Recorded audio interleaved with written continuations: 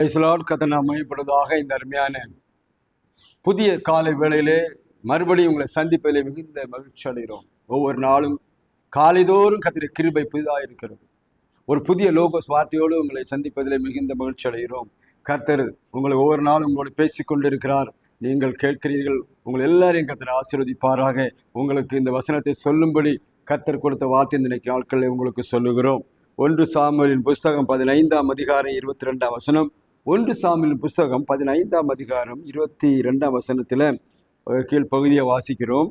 கீழ்ப்படுகிறதை பார்க்கிலும் சர்வாங்க தகனங்களும் பலிகளும் கர்த்தருக்கு பிரியமாயிருக்குமோ? கர்த்தருக்கு பிரியமாயிருக்குமோ என்று ஒரு கேள்வி. இங்கே சாமுவேல் சொல்லுகிற ஒரு வார்த்தை. சவுல் ராஜாவை பார்த்து கேட்கிறான். என்ன கேட்கிறான்? கீழ்ப்படுகிறதை பார்க்கிலும் சர்வாங்க தகனங்களும் பலிகளும் கர்த்தருக்கு பிரியமாயிருக்கும். கர்த்தருக்கு பிரியமானது என்னது நீ நினைக்கிறீங்க? ராஜாவே, உங்களை ராஜாவாக்கினது கர்த்தர், அந்த மேன்மை கொடுத்தது கர்த்தர். ஆனால் அவருடைய வார்த்தைக்கு கீழ்ப்படியாமல் நீர் எதையோ செய்ய விரும்புகிறீர்கள். அது ஆண்டவருக்கு பிரியமா இருக்குமோ? கர்த்தர் விரும்புறது பாருங்க, அவர் என்ன சொல்றாரோ அதன்படி செய்யத்தான் கர்த்தர் விரும்புறார். இன்னைக்கு அருமையானவளே, நான் பார்த்து கொண்டு இருக்கிறோம். இந்த வசனங்களை படிக்கும் போதெல்லாம் பெரிய ராஜா, இஸ்ரவேலுக்கே ராஜா, ஆனா தேவனுடைய வார்த்தைக்கு அவன் கீழ்ப்படியவில்லை. கர்த்தர் சொல்லுகிறார், நீங்க யுத்தத்துக்கும் போகும்போது அங்க இருந்து எதையும் கொண்டு வர வேண்டாம். எந்த கொள்ளை பொருளையும், ஆடுகளோ மாடுகளோ எதையும் கொண்டு வரக்கூடாது, எல்லாத்தையும் சுட்டெரித்து போட வேண்டும் என்று சொல்லி கடலை கொடுத்த பின்பு இந்த ராஜா தன்னுடைய ஜனனுடைய சோல்ஜர்ஸ்களுக்கு, போர் வீரர்களுக்கு என்ன சொன்னான்னு தெரியல. அவர்கள் எல்லாரும் அங்கே இருக்கிற முதல் தரமானவைகளை கொண்டு வந்தார்கள். மற்றவைகள் எல்லாவற்றையும் எரித்து போட்டார்கள். கேட்டதுக்கு சொல்லிட்டாங்க, எல்லாத்தையும் எரிச்சிட்டோன்னு சொல்லிட்டாங்க. ஆனால் முதல் தரமான கொளுத்தவைகளை இங்கே ஓட்டி கொண்டு வந்தார்கள் என்பதை பார்க்கிறோம். அதைத்தான் அவன் கண்டிப்பாக பேசுகிறான்.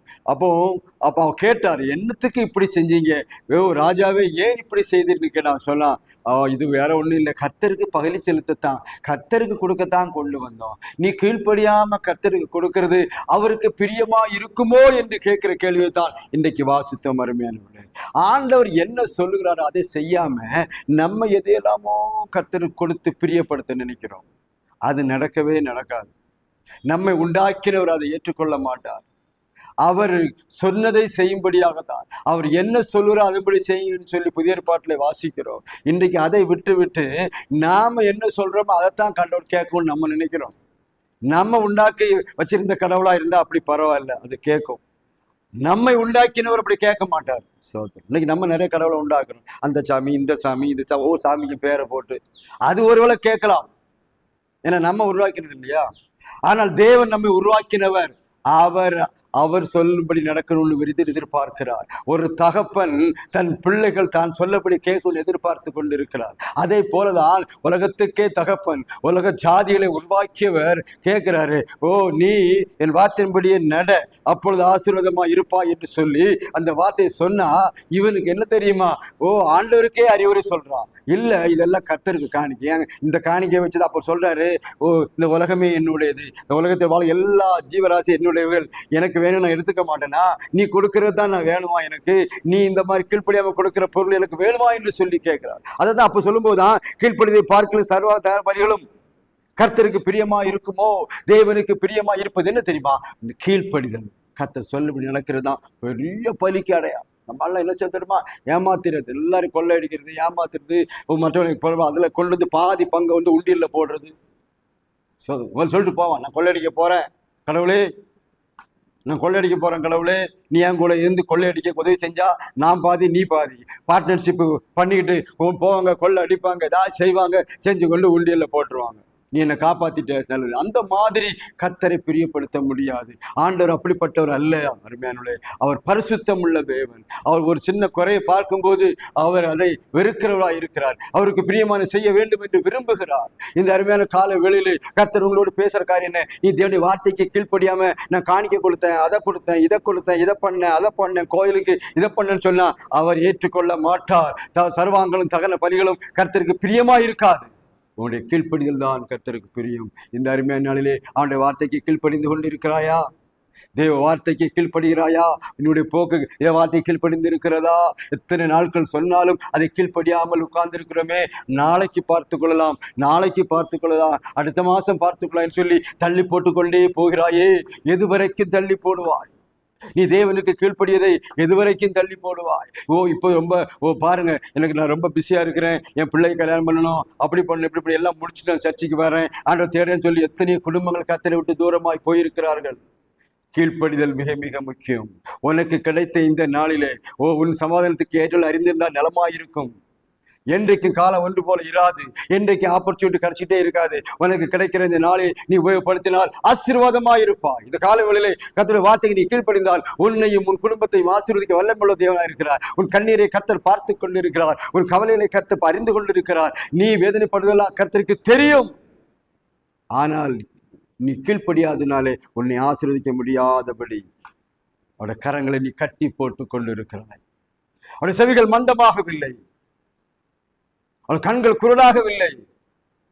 ஏன் அப்படி செய்து கொண்டிருக்கிறோம்? அருமையானவர்களே, அன்றைக்கு சாமுவேல் சொன்னான், நீ கர்த்தரை ஒதுக்கி வச்சுட்டேரு, நீ கர்த்தரை புறம்பாக்கினபடினாலே, நீ கர்த்தரை கீழ்ப்படியாமல் போனபடினாலே கர்த்தர் உன் ராஜ்யத்தை உன்னிலிருந்து எடுத்து விட்டார். கர்த்தர் உன்னை ராஜாவா இராதபடிக்கு உன்னை புறம்பே தள்ளினா என்று சொல்லி அந்த இடத்திலே ஒரு தாவீதை கொண்டு வந்தார் ஆண்டவர்.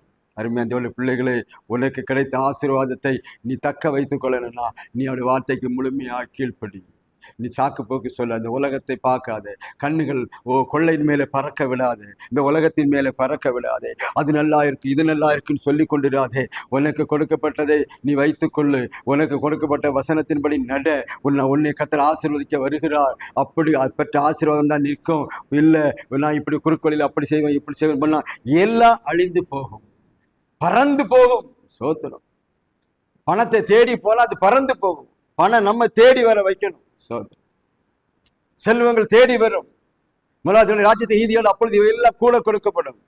வசனத்தின்படி நடந்தால் எல்லாம் தேடி வரும் என்று சொல்லப்படுது. நம்ம என்ன செய்யறோம்? அதெல்லாம் விட்டுட்டு வசனத்தை கீழ்ப்படியாமல் ஓடிக்கொண்டிருக்கிறோம். இந்த காலவெளியிலே நீங்கள் ஒரு முடிவுக்கு வந்து ஆண்டவனை சொன்னீங்கன்னா கர்த்தர் கண்டிப்பா இந்த காலவெளியில் உங்களுக்கு ஒரு பெரிய ஆசீர்வாதத்தை கொடுத்து, ஒரு பெரிய மாற்றத்தை கொடுத்து, உங்க கண்ணீரை துடைத்து, கவலையை மாற்றி.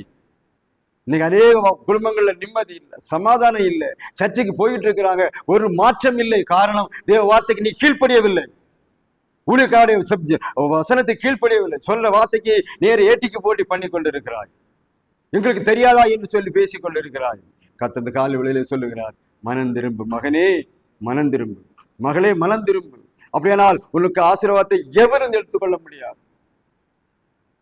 வசனத்துக்கு கீழ்ப்படுகிற பெரியோரையும் சிறியோரையும் ஆசீர்வதிக்கிற தேவன் இந்த நாட்களை ஆசீர்வதிக்க வந்திருக்கிறார். நீ கவலைப்பட்டு கலங்கி கொண்டு நிற்காது. தேவன் உனக்காக ஜீவனை கொடுத்திருக்கிறார். அவர் ஜீவனை கொடுத்திருக்க மற்ற எல்லாம் கொடுக்காம இருப்பாரா? உயிரை கொடுத்த ஆண்டவர் மற்ற நன்மைகளை கொடுக்காமல் இருப்பாரா? ஏன் கொடுக்க முடியவில்லை? ஏன் ஆசீர்வாதத்தை பெற முடியவில்லை? ஏன் தவித்துக் கொண்டிருக்கிறேன்? ஏன் நான் சர்ச்சைக்கு போன ஒரு நன்மை இல்லைன்னு சொல்லி ஏன் சொல்லு? காரணம் என்ன தெரியுமா? நீ முழுமையாக கீழ்ப்படியவில்லை. இந்த சவுலை போலதான் ஆண்டவருக்கு சகல பள்ளிகளை செலுத்த போற, ஆண்டவருக்கு கொடுக்க போற. ஆண்டவருக்கு நீ கொடுத்து அவரை திருப்திப்படுத்த முடியாது. நீ கொள்ளையடிச்சு கொடுக்க வாங்குறதுக்கு நீ உண்டாக்குற தெய்வம் இல்லை அவர். அவர் இந்த உலகத்தை படைத்தவர் சொல்லுகிறார். இந்த காலையில் ஒன்னோடு பேசிக்கொண்டு இருக்கிறார். மனம் திரும்பி ஒப்பு கொடுத்தால் இன்றைக்கு தேசத்தின் நன்மையை புசிப்பீர்கள், ஆசீர்வாதத்தை பெறுவீர்கள். இந்த ஆசீர்வாதம் உங்களுக்கு தேடி வருகிறது. ஒப்பு கொடுப்போமா? ஒப்பு கொடுப்போமா? உங்களுக்கான ஜெபித்து முடிக்கிறேன். பரலோகத்தின் பிதாவே, நல்ல ஆண்டவர், இந்த பிள்ளைகளுடைய வசனங்களை கேட்ட வசனத்தை ஆசீர்வதிங்கப்பா. உமக்கு கீழ்ப்படியதான உள்ளத்தை, ஒரு கீழ்ப்படியதான எண்ணத்தை, ஒரு முடிவை கொடுக்கும்படி செபிக்கிறேன் ஆண்டவர். எத்தனை வருஷம் ஆண்டவரே நொண்டி நொண்டி நடக்கிறார், எத்தனை வருஷம் ஆசீர்வாதம் இல்லாதபடி இருக்கிறாங்கப்பா. ஒரு திறந்த வாசலை கொடுத்து ஒரு பெரிய மாற்றத்தை உண்டாக்குங்க. வசதி கேள்வி நடக்க உதவி செய்யும்படி செபிக்கிறேன். உடைய வார்த்தை ஆமன்று மாமேனுமொழி இருக்கிறத அவள் அறிந்து கொள்ள உதவி செய்யும். தாழ்த்தி கரங்களை ஒப்புக் கொடுக்கிற பெரிய காரியங்களை செய்யும். இயேசுவின் நாமத்தை ஜெபிக்கிறோம் பிதாவே, ஆமென். இதனால் அருமையானவர்களே, கீழ்ப்படிங்க.